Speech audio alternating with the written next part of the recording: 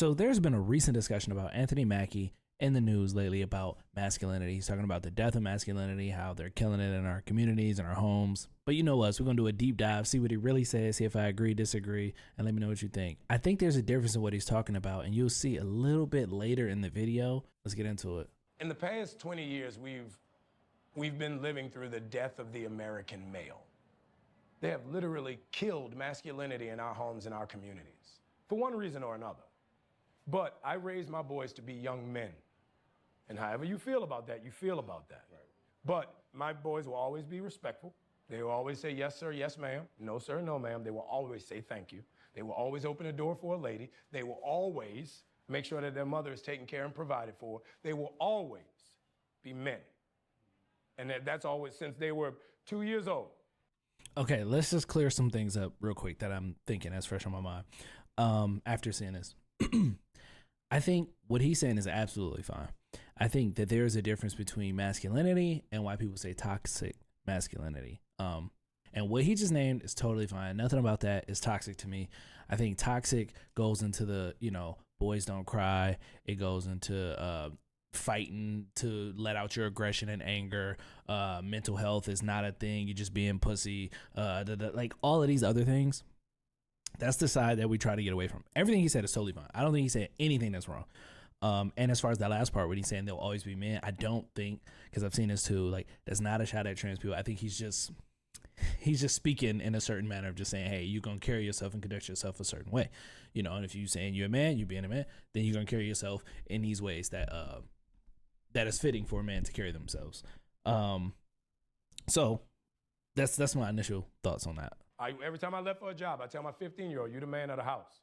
You make sure these doors are locked every night, this alarm is on, you text me or you call me every night before you go to bed and you wake up. I love that. Because we're men.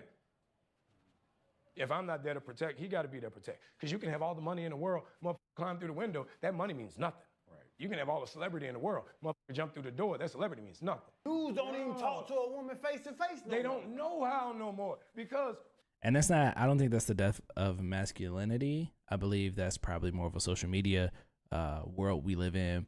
And as we get more into that, we have less and less face-to-face interaction. So it gets people a little bit more frightened to speak to somebody face-to-face, confrontation, just things of that nature. Another thing I wanted to just bring up is for anybody that's thinking, no, he means this, he's saying like this. I just want to go to a later point in this video where he actually talks about taking a gay role and why he took the gay role. And I think this is more of a point of breaking down that toxic masculinity part of things versus what's just masculine. The thing was, Michael Wynn wrote this play called Up Against the Wind. We did it at school. This guy, Rodney Evans, came to see it. He was doing this movie. He wanted me to play Perry's best friend, who was the poet. And I was like, nah, Perry's the best role. Like, I don't give a f that he gay. Like, it's the best role. He's like, well, you can't play gay. I said, why? He's like, because you're not gay. I was like, that's the dumbest shit I've ever heard. I'm an actor. We acted.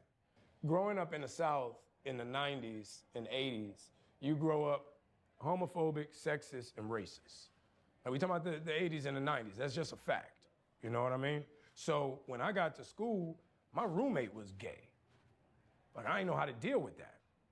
Like, my brother's gay. I didn't know how to deal with that. So being a man, I used my art to better myself. I played Perry so that I could understand my brother better. So I could understand my friends better. Going to art school, a bunch of my friends were gay. You know what I mean? Like, see, this is my point for the whole thing and the point I made earlier. This is the difference between masculinity, toxic masculinity, and him taking those steps to learn those roles to understand these people better is breaking down the toxic part of things, right? Is making these other areas more acceptable. So the idea of being gay in New Orleans has always not only been supported, but it's been a part of the culture. But with me, I needed to figure out what was my holdup, what was my insecurity about that. And once I played that role, I realized everybody deserves to be loved. It's not my job to say who you love or who should love you. If you loved, I'm happy for you. That don't mean I'm gay. So Perry was more so a statement piece for me with the love and admiration for my brother, with the appreciation and respect of my friends, for that culture. It really put me in a position where I think it made me a better actor because I had to go so far out the box. Yeah, so I don't think there's anything wrong with what he said. I feel like I said, I don't think he said anything that's wrong. I think everything he displayed was actually growth. What more people should do, learn about things, become more accepting of things. So if you like the content, be sure to hit that like button, hit the subscribe to see more of it.